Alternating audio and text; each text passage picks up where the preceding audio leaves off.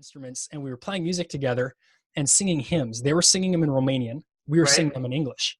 It was the same hymns. And I remember, a 15-year-old me sitting on a couch in the middle of a country I'd never been to before. I mean, talk about culture shock. Yeah. But just realizing we're talking to the same God and hmm he understands us and he knows us. hmm And that was huge for me. Just getting just a glimpse of God's global vision. If you're like me, you have a heart for missions and may have already done some missions work yourself. But you also see some huge issues in the way missions are being done. Like, why are we still sending out monthly newsletters in a digital age when technology allows for instant updates in the palm of your hand? Or why are we convinced that we need to raise 2 years' support before going when all 12 disciples dropped what they were doing and walked away? Or why are we allowing denominations to decide who can and cannot go do what God is calling them to do just because of things they've done in their past? And at what point did we brand following Christ to be a life of scarcity and sacrifice when it's truly a life of abundance and privilege? These are some of the blaring questions in the missions world today. And Watch Missions Live is here to reshape the way you see missions. It's time for missionaries to rise up, create a shift in perspective, a change, a revolution in the way things are done, and give you the real story, one of abundance, fulfillment, and privilege. My name is Aaron Jennings, and welcome to Watch Missions Live. Hey, this is Aaron Jennings with Watch Missions Live, and today I have Isaiah Malstead with me, and we're actually going to do 4 episodes from 4 different trips. That way we can get 4 different stories, 4 different locations, and 4 different perspectives probably as time goes. Hey, Isaiah, how's it going?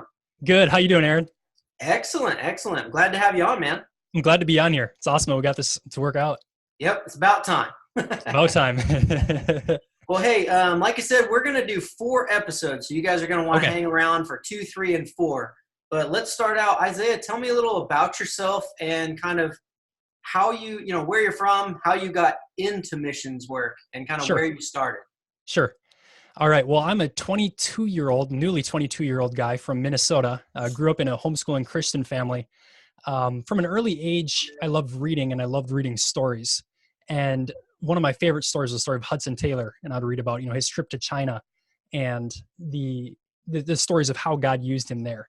So that piqued my interest in missions from a young age. As I got older, I was kind of looking for opportunities to go on trips. And when I was 15, our church went on a trip to Romania.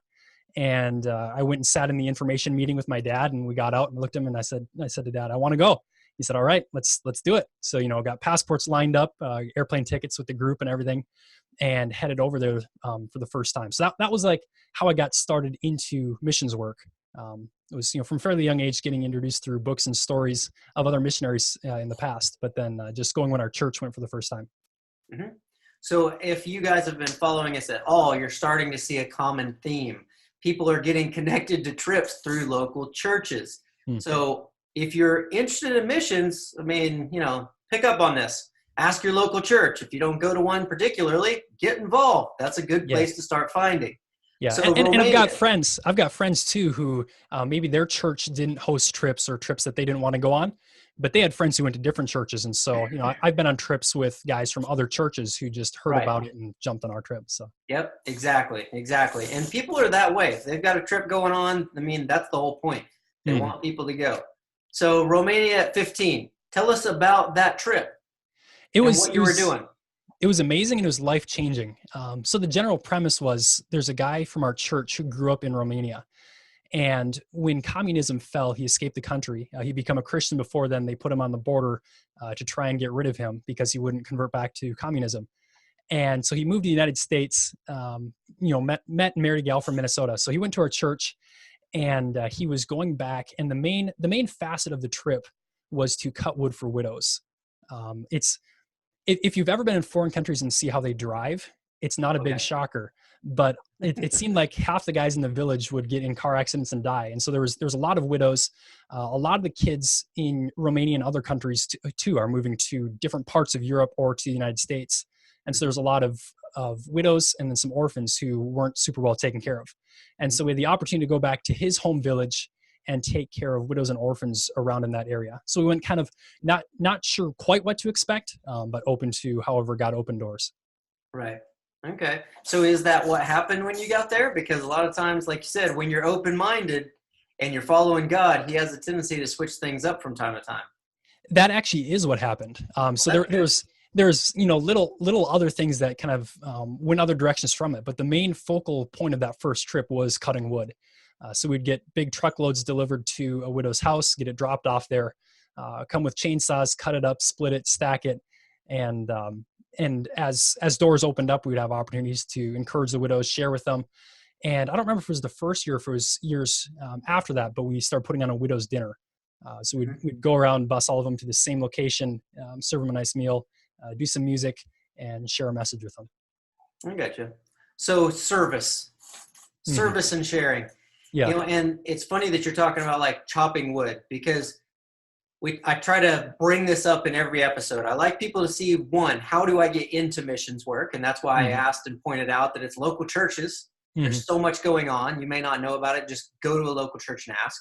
Yeah. Two is all the ways that you can serve, because so many people think, I'd love to do some missions work, and they think they got to sell everything and move to another country. And I'm starting to show people through this, that's the idea, is we've had sports ministry, we've had basketball with kids, we've had building houses, we've had disaster relief, we've had college campus ministry, just living on campus, creating community. And now we're splitting wood. We've had walking the streets and passing out tracts and talking and praying with people. And one, she started off even just going and helping homeless people under the bridge in her local town. So it's like, there are so many ways. All you have to do is be willing. Absolutely. And God calling, and just go start doing something. Be flexible, like you're saying. And God just kind of like moves you where he wants you, and it just grows from there. Absolutely. Because this was your first trip, like Romania, 15 years old. Yeah. And you said you just turned 22. 22. Happy birthday, by the way. Thank you. Because I know that was recent, and I didn't message you on that. So well, thank you. Happy birthday. Thank you. So 15 to 22, still doing it. And now I know you've been on at least 4 different trips, because we've got 4 different episodes we're doing. Yeah. I've been on 9 trips total. So some of the countries, went back multiple times, but yeah. And that's awesome. Yeah. That's and awesome. to tag off of what you were just saying before that, as far as so many different opportunities, I find it interesting because one thing I noticed as I've gotten to do more street ministry, preaching, witnessing, that sort of thing, is oftentimes you're trying to, as quickly as you can, create a situation where people trust you enough to listen to you. Right. And the interesting thing is you have to come up with unique ways to do it if you're on the street ministering. But when you're doing a service, something, when you're doing campus ministry, when you're doing disaster relief, when you're cutting wood for widows in Romania, you are already building that trust, because they see these people came over here to serve, and I'm willing to listen to what they say. Right. So oftentimes when I got started, I pictured I had to be like this, person who knew all the answers and who had, everything lined up in order to be a missionary. But what I realized was, and this hit me big on the first trip to Romania, was I realized that as long as you were willing to serve other people, especially on a trip where you have a team, God has different people with different gifts. Oh, yeah. And so even though I wasn't super confident in presenting the gospel on that first trip, by simply being willing to smile and to show the people I cared about them, opened the door for those who knew the language and for those who were ready and willing to present the gospel to be able to do that. Yeah. Yeah, we realized that when we were in Thailand. The first time God sent us over there, one-way tickets, didn't know when we were coming back. Yep. We had half a day with the lady that was raising the child we sponsor through Compassion, which was his grandma. And the kid, he's 6, 7 years old when we went to see him that first time. And he got bored with us, and, he went to play. And so we were just sitting with locals, and grandma didn't speak any English. We didn't speak enough Thai to actually, help. Yep. But I started just telling my testimony of like why we ended up in Thailand and stuff like that. And the translators were going back and forth. And then he just starts going back and forth. And he's like, she said she wants you to lead her to Christ. And I was like, we've been here for like 2 hours. He's like, she's been going to church. She's been reading her Bible, this and this, but she hasn't like made the decision to go all in. And she said, what you were saying just makes her feel like that now is the time. Wow. Like that different gifts at different times. You never know when something's going to happen. Yep. because, she's been going to church and she's had pastors and people reaching out to her all the time for Yeah. years. Yeah. And now all of a sudden we're there for half a day. And it was like, this is the time. Yeah. It's Yeah. that be inflexible. You'll find that all over the place. Yeah. And that kind of leads into, that first trip I took to Romania. Probably the biggest thing I took away from it and the biggest way I saw God work was, like you were talking, that gal in Thailand had heard the gospel and, she'd been in church before. Mm-hmm. And it was that aspect that I knew in my head, but it never really settled to my heart, the fact of how big God is. Yeah. So the interesting thing, when we went the first year, we stayed with our host's mother at her house. So she had a few rooms, and so we didn't all fit. And so Peter, the guy who's leading the trip, one of his high school friends had a house just up the mountain from where we were at. And he opened up a few rooms in his house that some of us went and stayed at. And so we would get home at the night from these ministry activities we were doing. Mm-hmm. And they would all be sitting up waiting for us with loads of food ready for us and wanting to sit in fellowship. Right. And the parents didn't speak much English. They understood more than they spoke, but the kids could speak, so they'd translate back and forth. And I remember we had a lot of nights of fellowship where we would sit there. They were Christians as well. Yeah. But we'd sit in their living room, and he pulled out his trumpet. Different ones of us played instruments, and we were playing music together and singing hymns. They were singing them in Romanian. We were singing them in English. It was the same hymns. And I remember, a 15-year-old me sitting on a couch in the middle of a country I'd never been to before. I mean, talk about culture shock. Yeah. But just realizing we're talking to the same God, and he understands us and he knows us. Mm-hmm. And that was huge for me.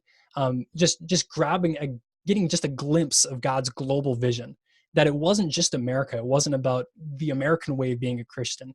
It wasn't about us as Americans having to go and save the rest of the world. Right. It was God is a God who is way bigger than America.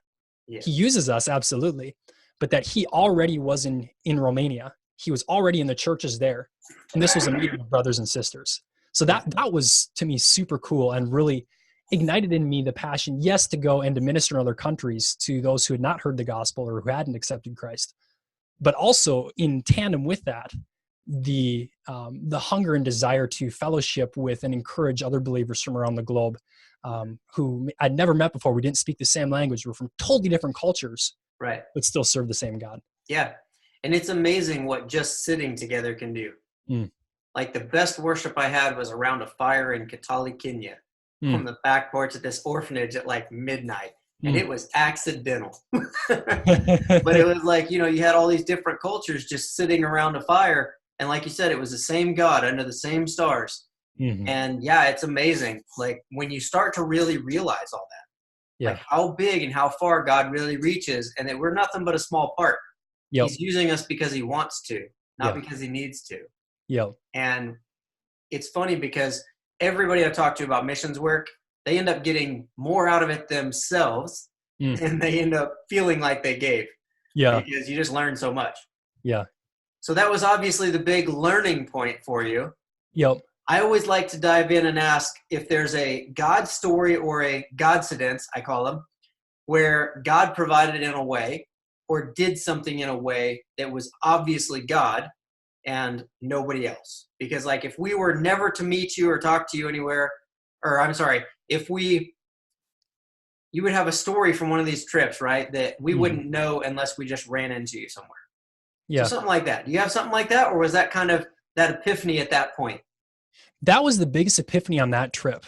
Okay. As we went back, I went on 3 more trips back to Romania. Mm-hmm. And for me, there are so many different cool stories. And, we could probably spend hours just talking about stories from there. Yeah. One of the coolest ones to me is there's a guy named Viorel Pashka. And he and his wife, this was, I think it was maybe 10 or 15 years ago. They were sitting in their living room in their house. Winter had just hit, first big snowstorm in Romania for that year. And they were watching the evening news. And on it said that I believe it was 2 homeless people had frozen to death in their town that day. And he and his wife looked at each other and said, how is that possible in our town in Romania that 2 people froze to death? And so they started talking about it as there wasn't much big that they could do. But they figured, you know what? God's taken care of us up to this point. We have a spare bedroom in our house. We can bring in probably 3 or 4 people off the street and take care of them. And so they did. And God started opening doors, started using them. And now, I don't remember for sure, but he has something like 5 locations. There are something like 12 houses, I believe. And they take care of, if I remember right, 600 some odd folks. Nice. People who are in the streets that were maybe, kicked out of the hospital, whatever it was, that they now have a place that they have a roof over their head, a warm bed, food to eat, and can hear the gospel. And he has so many stories. To me, one of the coolest stories of God orchestrating things, and it was one of those, there's no earthly way that anybody could plan it, was for a number of years before that, he had taught at a school for gypsy children. And in Romania, they're kind of the outcasts. People don't, you try to avoid them if you can, because they're all known to be thieves and robbers. Right. But he taught at this school for gypsy kids.